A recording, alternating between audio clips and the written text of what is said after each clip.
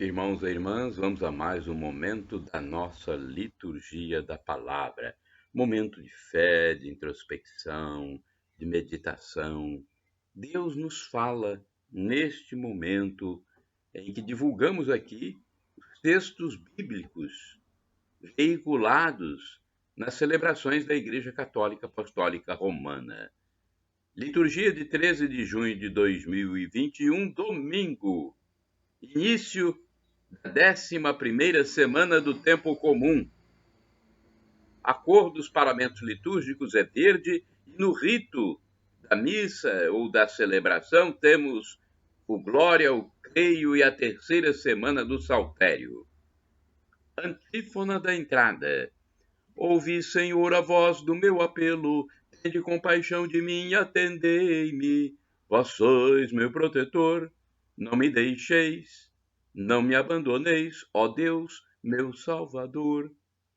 Salmo 26, versículos 7 e 9. Oração do dia.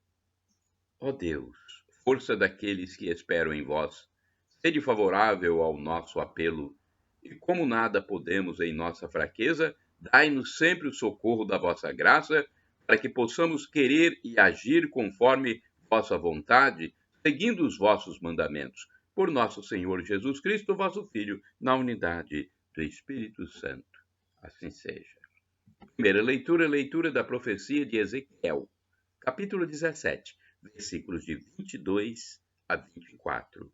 Assim diz o Senhor Deus: eu mesmo tirarei um galho da copa do cedro, do mais alto de seus ramos arrancarei um broto e o plantarei sobre um monte alto e elevado. Vou plantá-lo sobre o alto monte de Israel. Ele produzirá folhagem, dará frutos e se tornará um cedro majestoso. Debaixo dele pousarão todos os pássaros. À sombra de sua ramagem, as aves farão ninhos. E todas as árvores do campo saberão que eu sou o Senhor, que abaixo a árvore alta e elevo a árvore baixa. Faço secar a árvore verde e brotar a árvore seca. Eu, o Senhor, digo e faço. Palavra do Senhor, graças a Deus. Agora temos o Salmo responsorial, o Salmo 92, versículos do 2º ao 3º, 13 ao 14, 15 a 16. O refrão é o versículo 2a. Como é bom agradecermos ao Senhor. Repitamos, como é bom agradecermos ao Senhor.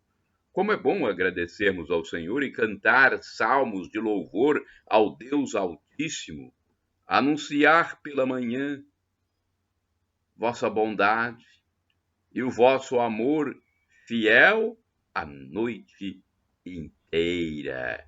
Como é bom agradecermos ao Senhor. O justo crescerá como a palmeira, florirá igual ao cedro que há no Líbano. Na casa do Senhor estão plantados, nos átrios de meu Deus florescerão. Como é bom agradecermos ao Senhor. Mesmo no tempo da velhice, darão frutos, cheios de seiva e de folhas verdejantes, e dirão: é justo mesmo o Senhor Deus, meu rochedo, não existe nele o mal. Como é bom agradecermos ao Senhor. Repitamos, como é bom agradecermos ao Senhor. Segunda leitura. Leitura da segunda epístola de São Paulo aos Coríntios, capítulo 5, versículos do 6º ao 10º. Irmãos, estamos sempre cheios de confiança, bem lembrados de que enquanto moramos no corpo, somos peregrinos longe do Senhor, pois caminhamos na fé e na visão clara, e não na visão clara. Retificando, então, caminhamos na fé não na visão clara, mas estamos cheios de confiança e preferimos deixar a moradia do nosso corpo para ir morar junto ao Senhor. Por isso também nos empenhamos em ser agradáveis a Ele, quer estejamos no corpo, que já tenhamos deixado essa morada. Aliás, todos nós temos de comparecer às claras perante o tribunal de Cristo, para cada um receber a devida recompensa, prêmio ou castigo que tiver feito ao longo de sua vida corporal. Palavra do Senhor, graças a Deus. Aclamação ao Santo Evangelho. Aleluia, aleluia. Repitamos. Aleluia, aleluia, aleluia, aleluia. A semente é de Deus, a palavra. Cristo é o semeador. Todo aquele que o encontra, vida eterna encontrou. É um texto de Lucas, capítulo 8, versículo 11. Aleluia, aleluia, aleluia, aleluia.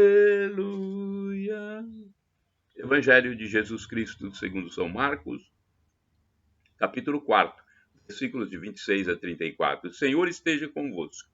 Ele está no meio de nós. Proclamação do Evangelho de Jesus Cristo segundo São Marcos. Glória a vós, Senhor. Pelo sinal da Santa Cruz, livra-nos Deus nosso Senhor dos nossos inimigos. Naquele tempo, Jesus disse à multidão: o reino de Deus é como quando alguém espalha a semente na terra. Ele vai dormir e acorda noite e dia, e a semente vai germinando e crescendo, mas ele não sabe como isso acontece.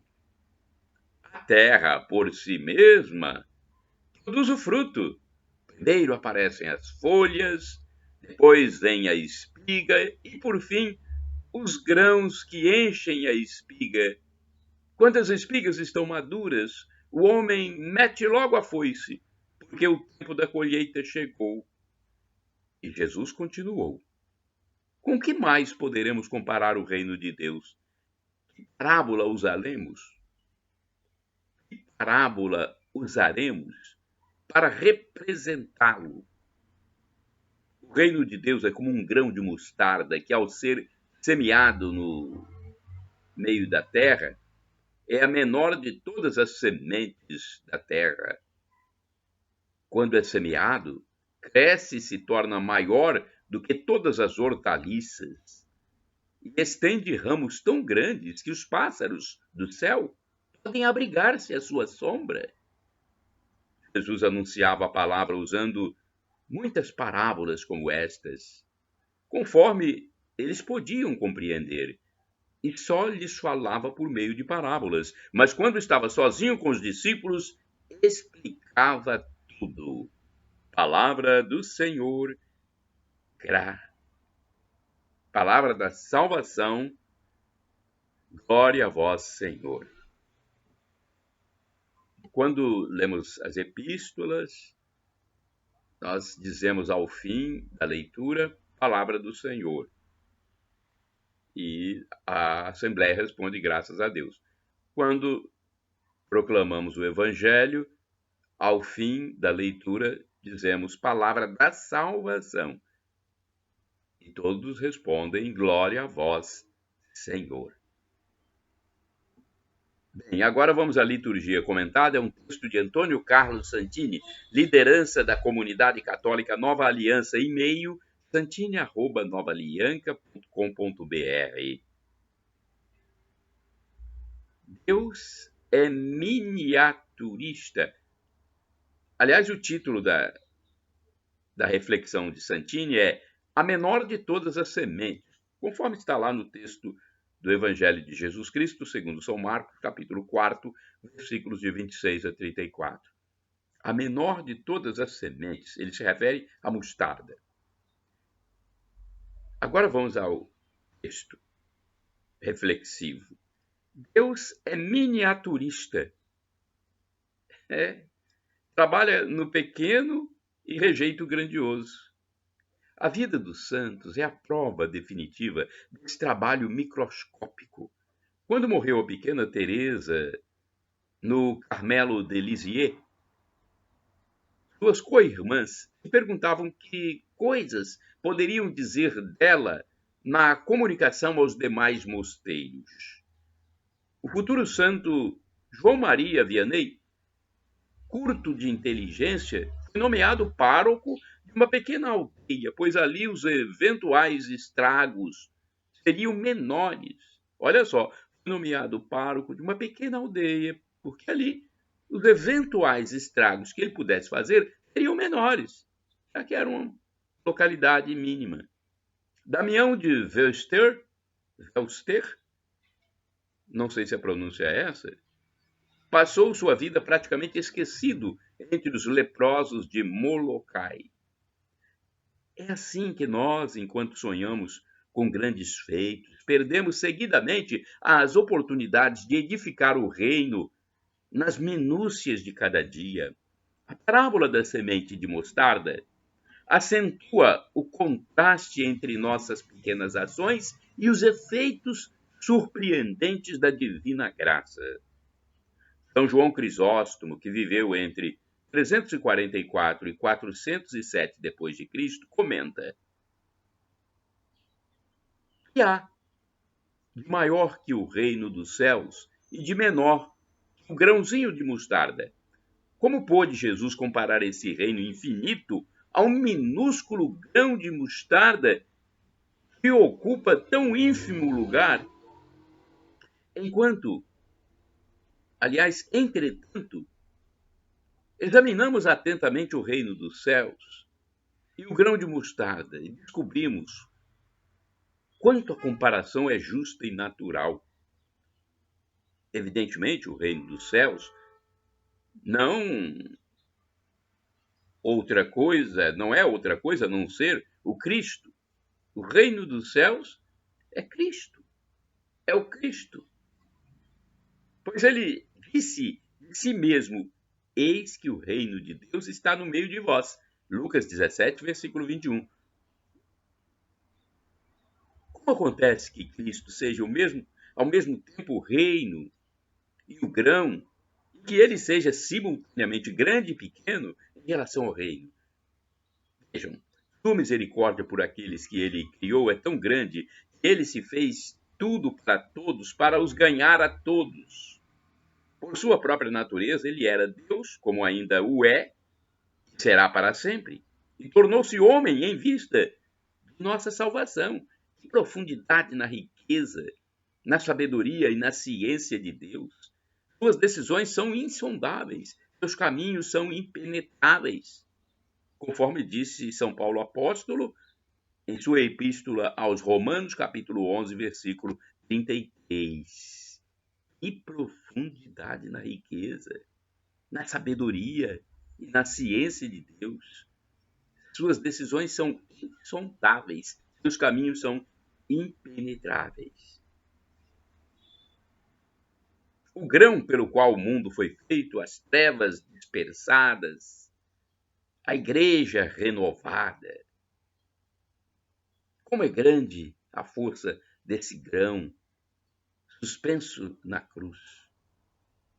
Enquanto estava ali cravado por uma simples palavra, ele arrancou do madeiro ladrão para mergulhar nas delícias do paraíso. Seu lado traspassado pela lança, esse grão fez correr para os sedentos uma bebida de imortalidade. Depois que o desceram da árvore e o plantaram no jardim, esse grão cobriu toda a terra com seus ramos. Semeado no jardim, esse grão mergulhou suas raízes até os infernos. Dali ele fez saírem as almas e em 3 dias conduziu-as ao céu. O reino dos céus é comparável a um grão de mostarda. Um homem semeou em seu campo, Semeia este grão, semeia este grão no jardim de tua alma, e valerá também para ti a palavra do profeta. Tu serás como um jardim bem irrigado, como uma nascente onde as águas não faltam jamais. Isaías 58, versículo 11. Irmãos e irmãs, orai sem cessar. Senhor, não ando atrás de grandes coisas. Salmo 131, versículo 1. Vamos agora ao santo do dia, um texto do padre Evaldo César de Souza, missionário redentorista, que escreve para o site a12.com. Da minha parte, podem utilizá-la à vontade, livremente, gratuitamente, graciosamente, tudo que está nos meus endereços eletrônicos. Sons, imagens, textos, podem usá-la à vontade. Nossa missão é salvar almas, tentar salvar almas. Nós vemos aí um mundo de muitos perdidos, conforme a nossa visão. Não estamos julgando, mas analisando, constatando fatos. Pela vivência de muitas pessoas, de muitos de nossos irmãos, nós pressentimos a derrocada, a perda da vida eterna. Por isso, Jesus disse: ide pelo mundo e evangelizai, o que de graça recebestes, deem também de graça. Evangelizar é para salvar almas, introduzir o evangelho nas mentes que estariam perdidas. Então é a nossa parte. Acessem o blog repórterpaulomaciel.blogspot.com, canal no YouTube Paulo Roberto Maciel, facebook.com/Paulo Maciel da Rádio, Instagram Paulo Roberto Maciel 6 /. Santo do dia 13 de junho, Santo Antônio de Pádua. Santo Antônio de Pádua era português. Nasceu em 1195 em Lisboa. De família muito rica e da nobreza, ingressou muito jovem na Ordem dos Cônegos Regulares de Santo Agostinho. Fez os seus estudos filosóficos e teológicos em Coimbra e foi lá também que se ordenou sacerdote. Nesse tempo, ainda estava vivo Francisco de Assis e os primeiros frades dirigidos por ele chegavam a Portugal. Empolgado com o estilo de vida e de trabalho dos franciscanos, resolveu também ir pregar. No caso, Antônio de Pádua, resolveu também ir pregar no Marrocos. Entrou na ordem, vestiu o hábito dos franciscanos e tomou o nome de Antônio. Não era ainda Antônio, ele tomou o nome de Antônio ao entrar na ordem franciscana. Entretanto, seu destino não parecia ser o Marrocos. Por causa de algumas desventuras, Antônio acabou desembarcando na ilha da Sicília e de lá rumou para Assis, a fim de se encontrar com seu inspirador e fundador da ordem, Francisco. Com apenas 26 anos de idade, foi eleito provincial dos franciscanos no norte da Itália. Mas não ficou nesta função por muito tempo. Seu desejo era pregar e rumou pelos caminhos da Itália setentrional, praticando a caridade, catequizando o povo simples, dando assistência espiritual aos enfermos e excluídos e até mesmo organizando socialmente essas comunidades. Pregava contra as novas formas de corrupção nascidas do luxo e da avareza dos ricos e poderosos das cidades, onde se disseminavam filosofias heréticas. Olha, a heresia imperava naquele tempo. E Santo Antônio combateu essas heresias. Após as pregações da Quaresma de 1231, sentiu-se cansado e esgotado. Precisava de repouso. Resolveram levá-lo para Pádua, mas Antônio faleceu na viagem.